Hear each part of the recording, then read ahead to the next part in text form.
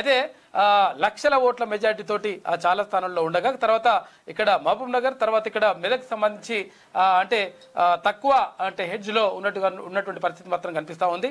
ఏది ఏమనేప్పటికీ ఇక్కడ భారతీయ జనతా పార్టీకి గతంలో 4 సీట్లు ఉన్నటువంటి భారతీయ జనతా పార్టీ ఇప్పుడు 8 సీట్లకు పుంజుకుంది. తర్వాత గతంలో 3 సీట్లతో పరిమితమైనటువంటి కాంగ్రెస్ పార్టీ ఇప్పుడు 8 సీట్లకు వచ్చేసింది.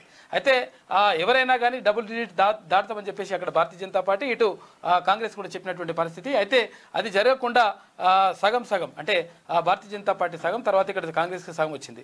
అయితే నేను 13 సీట్లు గెలుస్తా 15 సీట్లు గెలుస్తా అని చెప్పినటువంటి బీఆర్ఎస్ మొత్తం కూడా చెతికిల పడిపోయి ఒక్క సీటు కూడా గెలవకుండా సున్నాతోటి మొత్తం మీద పెద్ద గుండు సున్నా వచ్చినటువంటి పరిస్థితి కనిపిస్తూ ఉంది.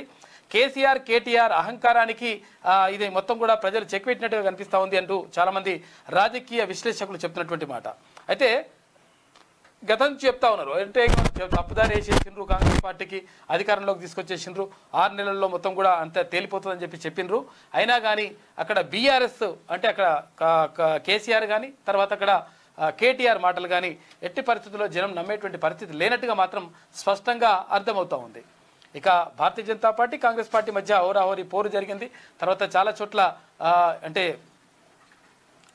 ఒక్కొక్క చోట కాంగ్రెస్ పార్టీ ఒక్కో చోట భారతీయ జనతా పార్టీ ఆధిక్యం కనబరుస్తూ వస్తున్నటువంటి పరిస్థితి మాత్రం కనిపిస్తాం. ఇక మహబూబ్ నగర్ లో మాత్రం బిగ్ బ్రేకింగ్ న్యూస్ అందుతుంది. 3000 ఓట్ల పైచిలుకు తేడాతో భారతీయ జనతా పార్టీ అభ్యర్థి డీకే అరుణ విజయం సాధించినట్టు వార్తలు మాత్రం వస్తా ఉన్నాయి.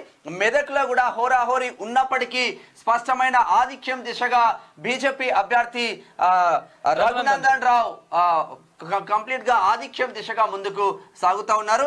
అత్యధిక ఆధిక్యం మాత్రం నల్లగొండ కాంగ్రెస్ అభ్యర్థి రఘువీర్ రెడ్డి కుందూరు రఘువీర్ రెడ్డి 5 లక్షల పైచి